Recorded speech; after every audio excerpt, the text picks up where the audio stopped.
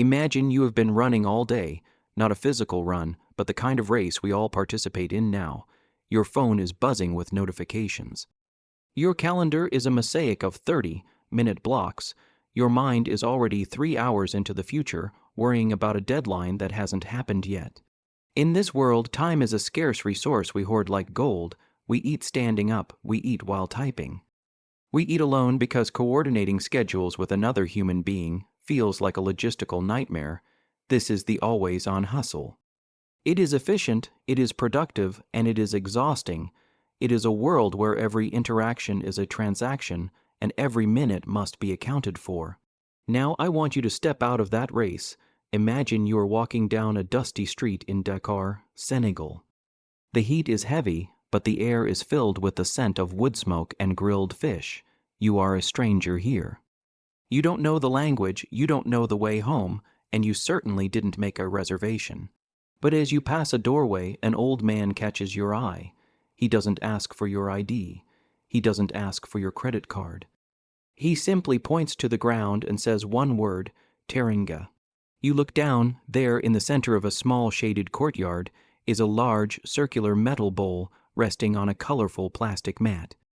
It is filled with a mountain of steaming rice, bright orange carrots, and a perfectly spiced piece of fish. Around this bowl, 5 people are sitting on their haunches. There are no chairs, there are no individual plates, there is just the one bowl. One of the men scoots over to make a gap in the circle. He gestures for you to sit. You hesitate because in your world you don't just take food from strangers. In your world there is a bill at the end of every meal. But here the circle is the system. You sit, your knees touch the knees of the person next to you, your shoulders brush against another. The boundaries you usually carry around yourself, the invisible walls of your private life, begin to melt because they have to. You cannot sit at this bowl and remain a fortress. As you reach out your hand, you notice something. No one is rushing, no one is checking a watch. The person across from you uses their thumb to break off a tender piece of fish and gently pushes it toward your side of the bowl. They are looking out for your portion before their own. There is a rhythm here, a slow, steady heartbeat of hands moving from the bowl to the mouth and back again. In the always, on hustle, we are told that to have enough, we must grab it first. We are told that if we share, we have less. But as you sit in this circle, you start to feel a strange sensation. The tightness in your chest from the morning's emails begins to loosen. Frantic need to be productive feels small and distant. You are eating from a shared bowl, and for the first time in a long time, you aren't worried about the next 30 minutes. You are just here. This bowl is more than just a container for food. It is an anchor. It is a physical piece of infrastructure that forces people to look at one another, to coordinate their movements, and to recognize that their survival is tied to the person sitting next to them. It is a high-trust technology that has existed for centuries, long before we invented apps to deliver lukewarm sandwiches to our isolated desks. We are going to spend some time sitting at this bowl. We are going to look at the grains of rice and the way the fish is divided. We are going to ask if this ancient way of being, this radical hospitality called Teringa, can actually teach us how to build a better world today. Not because it's a nice thing to do, but because the way we are living right now is breaking us. The bowl is full, the circle is open, and there is a space saved just for you. Take a breath, let the dust settle. Let's see what happens when we stop hustling and start sharing. Look at the bowl, really look at it. It is a simple circle of metal, but it is also a piece of biological software. When you sit in that circle, your body enters a new set of rules. We call this the geometry of trust. In your normal life, you have a plate. That plate is your territory. You decide what goes on it. You decide when it's finished. You have a wall around your food. But when the plate disappears and the shared bowl remains, the wall falls down. Think about the movement of your hand. In the shared bowl, you cannot just grab. If you reach too fast, you bump an elbow. If you take too much, the person next to you has nothing. To eat, you must watch. You must synchronize. Your brain starts doing a massive amount of hidden math. You are calculating the speed of the person to your left. You are gauging the hunger of the person to your right. You are managing a shared resource in real time. This is not just lunch. This is a high-speed training ground for cooperation. In the always on world, we use contracts, we use lawyers, we use passwords and locks. Why? Because we don't trust the people around us to play fair. We spend billions of dollars on verification. We verify your identity, we verify your credit score, we verify your location. This is what we call trust friction. It is the tax you pay for living in a world of individual plates. Every time you have to sign a form or wait for a background check, you are paying the cost of a system that assumes you are a thief. But look at the bowl again. There is no contract here. There is no policeman watching the rice. Yet, people don't steal the best pieces of meat. Why? Because the bowl creates a different kind of cost. In a world of plates, if you are greedy, no one knows. You eat your pile of food and you go home. But in a world of the bowl, greed is visible. It is loud. If you take the only piece of fish, the whole circle sees it. The cost of being selfish is the loss of the circle, and in a high-trust society, losing the circle is a death sentence for your social life. We think our modern systems are efficient because they are fast, but they are actually very heavy. Think of all the energy it takes to keep people from cheating. Think of the stress of having to prove you are good every time you want to do business. The shared bowl bypasses all of that. It uses visibility instead of surveillance. It uses proximity instead of paperwork. There is a specific logic to how the food is arranged. The rice is the foundation. It is the common ground. It is plentiful. But the extras, the fish, the vegetables are placed in the center. They are the value. In a plate-based world, you grab the value and protect it. In the bowl world, you wait for the host to push the value toward you. You receive rather than take. This tiny shift in physics changes your entire psychology. It moves you from a scarcity mindset where there isn't enough for everyone to an abundance mindset where you trust that the circle will provide. We often talk about trust like it's a feeling. It's not. Trust is a muscle, and just like any muscle, it withers if you don't use it. When we eat alone, when we work in silos, when we buy things through anonymous screens, our trust muscle gets weak. We start to see everyone as a potential threat. We get anxious. We feel lonely even when we are surrounded by people. The geometry of the circle fixes this. By forcing your body to coordinate with others, it reminds your nervous system that other people are not obstacles. They are partners. You start to realize that the hustle, the idea that you have to fight everyone else to get your share, is actually a very expensive way to live. It costs you your peace of mind. It costs you your time. It costs you your sense of belonging. When you sit at the bowl, you aren't just getting calories. You are downloading a protocol. You are learning how to share space without friction. You are learning that high trust is actually the ultimate efficiency. If I can trust you, I don't need a contract. If I can trust you, I don't need to watch my back. The shared bowl beats the hustle because it removes the trust tax. It makes life lighter. So as you watch the hands move in and out of the rice, ask yourself, how much of your daily stress comes from trust friction? How much energy do you spend protecting your plate? What would happen if you traded your walls for a circle? You might find that you don't actually need to run so fast if you know that when you sit down, there will always be a place for your hand in the bowl. Now that we have sat in the circle and felt the rhythm of the hands, we have to ask a bigger question. Is this just about lunch? Is it just a nice way to share a meal? Or is there a harder, more practical machinery working underneath the surface?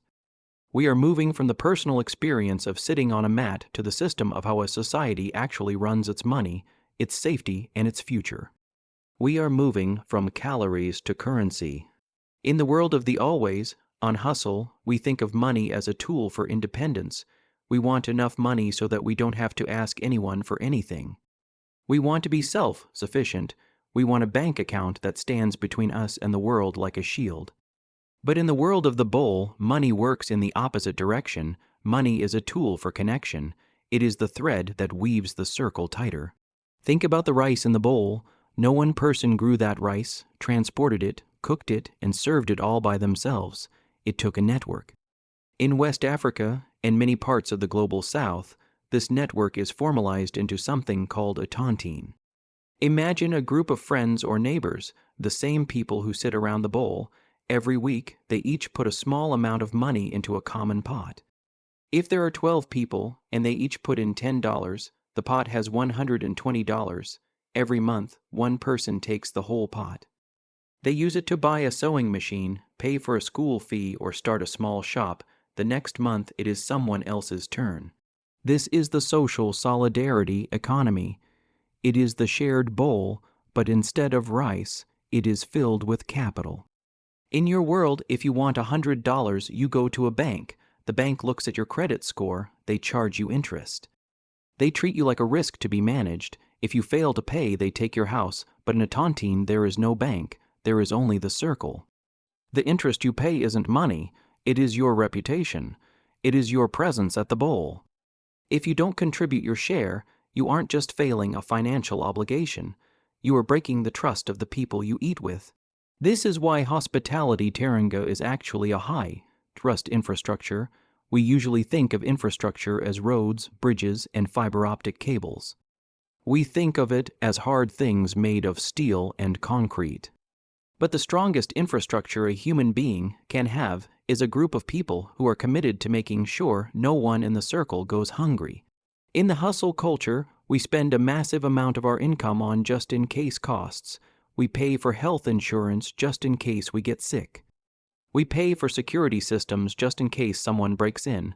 We save for retirement just in case we are alone when we are old.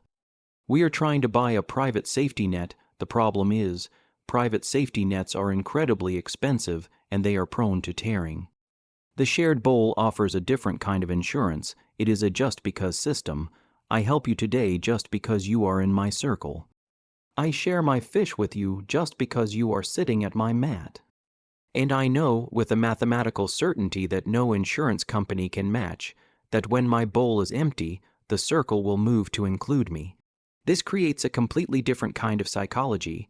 When you rely on a bank, you are always alone. When you rely on a circle, you are never alone. This changes how you work. In the always on hustle, you work to get ahead of the person next to you. In the solidarity economy, you work so that the whole circle has more rice. If you get a promotion or a windfall, the bowl gets bigger. Everyone eats better. We see this logic showing up in our modern digital world, even if we don't call it Taringa. Think about open source software. Thousands of people contributing their time and skill to build something like Linux or Wikipedia. They aren't doing it for a paycheck. They are contributing to a shared bowl of knowledge. They know that by making the common resource stronger, they make themselves stronger. They are building a high-trust digital infrastructure. But there is a catch. You cannot have the benefits of the shared bowl without the discipline of the circle. You have to show up. You have to be seen. You have to let people know when you are struggling, and you have to be ready to push the best pieces towards someone else when you are doing well. You have to trade your independence for interdependence. In our next step, we are going to look at what happens when these two worlds collide. What happens to the human brain when it is caught between the pressure of the hustle and the pull of the bowl? We are going to look at the friction, the heat that is generated when an old high-trust system meets a new low-trust machine. But for now, just look at the connection. See the money not as a wall, but as the rice. See the circle not as a burden, but as the only thing truly keeping you safe. The bowl is the system, and the system is us. Look at the bowl one more time, but this time, I want you to look at it through the lens of a machine. If the shared bowl is a high-trust infrastructure, why does it feel like the rest of the world is moving in the exact opposite direction? Why does it feel like the always on hustle is winning? We need to talk about friction. In physics, friction is the force that resists motion. In economics, friction is everything that slows down a transaction. And in the hustle economy, we have made a very strange trade. We have traded human trust for mechanical speed. Think about how you buy something online today. You click a button, a server checks your bank, a warehouse robot moves a box, a driver drops it at your door. It is fast, it is frictionless, but it is also low-trust. You don't know the person who made the item. You don't know the person who delivered it. Because you don't know them, the system has to build a massive, invisible cage of surveillance to make sure no one steals. This cage is what we call the verification stack. Since we don't sit at a bowl together, the system has to verify everything. It uses cameras. It uses data tracking. It uses rating systems where you give a driver 5 stars and they give you 5 stars. We are trying to manufacture trust using math because we have lost the geometry of the circle. Here is the hidden cost. This mechanical trust is incredibly expensive. It requires data centers that swallow electricity. It requires lawyers to write 10-page terms of service agreements that no one reads. It requires insurance premiums to cover the fact that we are all strangers. We call this efficiency, but it is actually a form of systemic waste. We are spending half our energy just making sure we aren't being cheated by the people we live next to. In the always on hustle, the individual is the primary unit. You are your own brand. You are your own CEO. You are your own safety net. This creates a psychological state of permanent alertness. If the bowl is empty, it is your fault. If you get sick, it is your problem. This is why you feel the need to be on at 11 p.m. This is why you feel guilty when you aren't producing. You are trying to build a wall of money high enough to protect you from a world of strangers. Now let's look at the friction in the shared bowl. To an economist from the hustle world, the bowl looks inefficient. It takes a long time to sit down. You have to wait for everyone to arrive. You have to talk. You have to navigate the social complexity of who gets the last bit of fish. This is social friction. But here is the breakthrough. Social friction is actually a feature, not a bug. That time spent sitting, that is when the trust is being built. That is the proof of work for human relationships. When you skip the bowl to eat a protein bar at your desk so you can work an extra 20 minutes, you are saving time, but you are losing infrastructure. You are trading a brick in your safety net for a few extra cents in your bank account. We are currently living through a trust crisis. We don't trust the news. We don't trust our neighbors. We don't trust the food we eat. This is the logical end point of the hustle. When you optimize for speed and remove the friction of human connection, you eventually reach a point where the only thing left is the transaction. And transactions don't care about you. The always-on engine is a high-performance machine with no brakes. It moves fast, but it burns out the driver. The shared bowl is a slower vehicle, but it carries everyone. Think about the always-on hustle as a system of externalized trust. You outsource your safety to the police, the bank, and the app. The shared bowl is a system of internalized trust. You keep the safety inside the circle. Ask yourself which one is more fragile. If the electricity goes out, the app stops working. If the bank crashes, the money disappears. But as long as there is a bag of rice and 3 people willing to sit on a mat, the bowl still functions.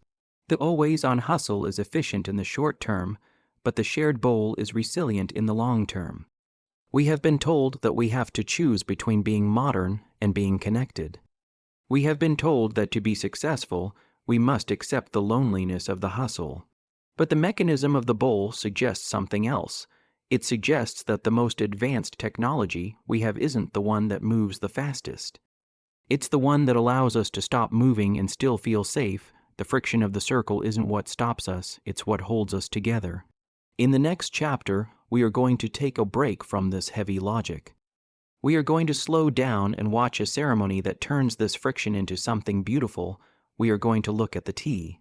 The shared bowl is empty now, the rice is gone, the fish is finished, and the circle has shifted, but no one stands up, no one rushes back to their screen. Instead, a small charcoal stove is brought out. The blue flames lick at the bottom of a tiny, battered metal teapot. This is the ataya. If the bowl was about the foundation of life, the tea is about the layers of time. You watch the host. They are not just making a drink, they are performing a ritual of patience. They pour the tea from high up, a long amber stream falling into a small glass. It splashes and foams, creating a thick white head of bubbles. Then they pour it back into the pot, then out again, high and low, back and forth. The sound is like a tiny waterfall in the middle of the courtyard. In the always-on world, we want our caffeine fast. We want it in a paper cup. We want it while we walk. We want the effect without the wait. But here, the wait is the point. The first round of tea is being prepared, and it will take 20 minutes just to get one sip. There are 3 rounds of ataya. Each one has a name, and each one tells a story about how humans connect. The first glass is strong and bitter. They call it the bitter as death. It wakes you up. It represents the start of a relationship or perhaps the hardness of the world outside the courtyard. You sip it slowly, it is intense. It forces you to be present because you cannot gulp something that bitter. You look at the people around you. The conversation is just beginning. You are moving from being strangers to being acquaintances. The host starts the process again. More sugar is added, more water. The pouring continues, the foam getting thicker and silkier. The second glass is the sweet as life. The bitterness is still there, but it is balanced now. The conversation in the circle changes. People start to tell stories. They talk about their children, their fears, a joke they heard in the market. This is the level of friendship. The social friction we talked about earlier is turning into social warmth. You aren't just calculating trust anymore, you are feeling it. You are beginning to understand that the person sitting across from you isn't just a coordinate in a system, they are a world. The charcoal glows, the sun moves a few inches across the mat, the third and final round is prepared, even more sugar and perhaps a sprig of fresh mint. This glass is the soft as love, it is almost like a syrup, it is gentle. By the time you drink this, you have been sitting for over an hour. The hustle has completely lost its grip on you. You couldn't rush now if you wanted to. You are anchored to the mat. In this third glass, there is no more business to be done. There are no more favors to ask. You are simply being together. You have reached the center of the circle. Take a moment to hear the bubbles popping in the glass. Feel the heat of the small glass against your fingertips. Notice how your breathing has slowed down to match the rhythm of the pouring. We spend so much of our lives trying to eliminate the gaps in our day. We fill every second of silence with a podcast, a scroll, or a task. We think we are being efficient. But the idea shows us that the gaps are where the cement of society actually dries. If you don't have the 3 rounds of tea, the trust you built at the bowl stays thin. It stays transactional. You need the bitterness, the sweetness, and the softness to make the infrastructure hold. The tea ceremony is a reminder that you cannot manufacture a community, you have to grow it. And growth requires the one thing the always-on economy refuses to give you, unproductive time. As the host pours the last drop of the soft, sweet tea, notice how the air feels. The world outside is still moving fast. People are still shouting, cars are still honking, and the digital world is still demanding your attention. But inside this circle, around this little stove, the clock has stopped. You aren't a consumer, you aren't a worker. You are just a human being, drinking tea with other human beings, and for now that is enough. The steam from the third glass of tea rises and vanishes into the heat of the day. We have spent this time sitting on a mat, looking at a single metal bowl. But now we must stand up. We must take the logic of this circle and hold it against the backdrop of our entire global civilization. We have to ask, is the shared bowl just a beautiful relic of a village past, or is it a blueprint for a future that doesn't collapse? When we look at the world today, we see a crisis of scale. Our systems have become so big that they have become invisible. We don't know where our electricity comes from. We don't know who grew the wheat in our bread. We have scaled the hustle to a global level, creating a massive, interconnected machine that is incredibly efficient at moving goods. But incredibly poor at maintaining trust. We have built a civilization of 7 billion individuals, all trying to maintain their own private plates. But the always-on model is hitting a wall. We see it in the climate. We see it in the loneliness epidemic. We see it in the way our financial systems break every decade. The cost of verifying 7 billion strangers is becoming too high for the planet to pay. This is where the logic of Terenge moves from a cultural tradition to a civilizational necessity. This is about scaling the village. How do you take the intimacy of the bowl and apply it to a world of fiber optics and global supply chains? You don't do it by making one giant bowl for 7 billion people. That's impossible. You do it by building a network of circles. Think about the geometry of the bowl. It works because it is small enough for everyone to see everyone else's hands. It has a natural limit. If 40 people try to eat from one bowl, the system breaks. There is no space. The trust dissolves into chaos. The wisdom of the bowl is in its boundaries. To scale this, you don't make the bowl bigger, you make more bowls. We are starting to see this integration happen in the way we think about the future of work and energy. Look at micro grids and green energy. Instead of one giant power plant controlled by a distant corporation, A neighborhood builds its own energy bowl, they share solar panels, they share a battery. They coordinate their usage based on who needs it most today. It is a tontine for electrons. If your neighbor's battery is low, the circle pushes a bit of power toward their side of the bowl. Look at the digital commons. When programmers share code openly, they are placing their work in a global bowl. They aren't selling it, they are contributing to a shared abundance. They have realized that in the world of information, the bowl never empties no matter how many people eat from it. This is the first time in human history where we have a bowl that grows the more it is shared. However, for this to work at the level of a civilization, we have to rethink our definition of progress. In the hustle world, progress is a straight line. It is more speed, more profit, more independence. In the world of the bowl, progress is a circle, it is better. Better relationships, better resilience, better belonging. Our current civilization is built on the idea of exit. If you don't like your job, you exit. If you don't like your neighborhood, you move. If you don't like a product, you buy a different one. This exit logic is what keeps us in the hustle. It makes us feel like we are always replaceable. But you cannot exit a shared bowl without leaving the circle. The bowl demands voice and loyalty. It demands that you stay and fix the problem because your survival depends on the people sitting next to you. Imagine a global economy that wasn't a race to the bottom of the price tag, but a race to the top of the trust index. Imagine if our success wasn't measured by how much we hoarded on our private plates, but by how many people we were capable of inviting to our mat. This isn't a fairy tale, it is the social solidarity economy. It is the realization that Rust is the only infrastructure that doesn't rust, doesn't crash, and doesn't require a password.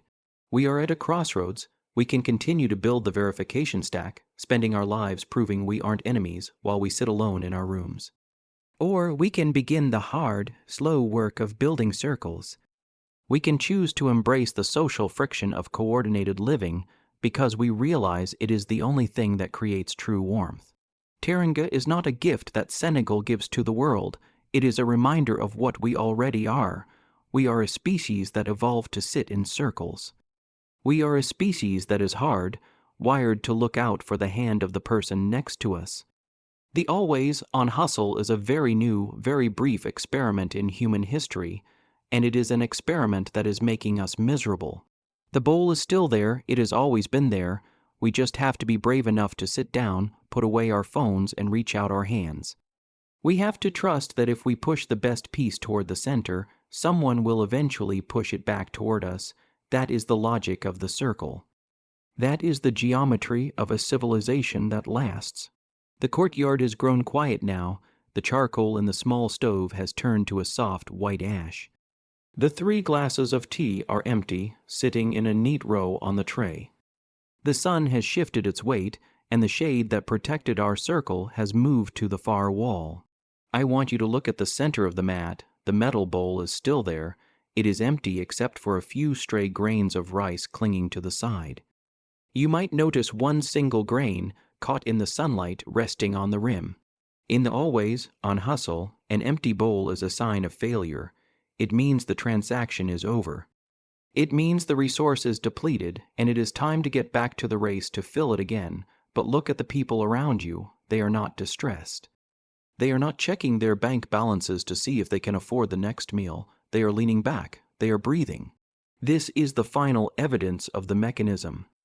The high-trust infrastructure of the bowl doesn't just work when the food is present. It works because of what happens when the food is gone. In a world of private plates, when your plate is empty, you are alone with your hunger. You are a risk. You are a case study in scarcity. But in the circle of Taringa, an empty bowl is simply a shared state. It is a collective baseline. Because the trust was built during the eating, the security remains during the fasting. You can see it in the way the host picks up the bowl. They don't lock it away, they don't hide it. They take it to the tap, wash it, and set it out to dry in the open air. It is ready for the next time. It is ready for the next person who walks through the door. We have looked at the geometry, we have calculated the trust tax, we have seen the 3 rounds of time. We have compared the heavy, expensive cage of surveillance to the light, resilient rhythm of the mat. Now the circle begins to break apart. People stand up, they brush the dust from their clothes. They shake hands, not the quick, jerky handshake of a business deal, but a long, slow grip that acknowledges the other person's existence. One by one, they step out of the courtyard and back into the heat of the street. You are the last one sitting on the mat. You feel the texture of the plastic under your legs. You hear the distant sound of the city, the always on engine humming just outside the walls. You have your phone in your pocket. You have your deadlines. You have your private plate waiting for you back home. You look down at the mat one last time. There, near where your hand rested, is a small indentation in the dust, a physical mark where you sat. A space that was held for you.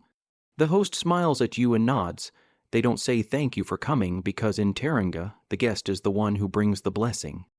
The hospitality isn't a gift they gave you. It is a system you both participated in. You stand up, your legs feel a little heavy from sitting so long, but your chest feels lighter. You walk toward the doorway, you step over the threshold. The noise of the hustle hits you immediately. The speed, the friction, the alerts, the pressure, it is all still there, it hasn't changed. But as you walk down the street, you see a group of people sitting under a tree. You see a woman sharing a piece of bread with a child. You see a man stopping to help a stranger fix a broken cart. You look at your hands, they are the same hands that were moving in the bowl an hour ago. You realize that you are carrying the circle with you. The bowl is empty, the sun is high, the door is open.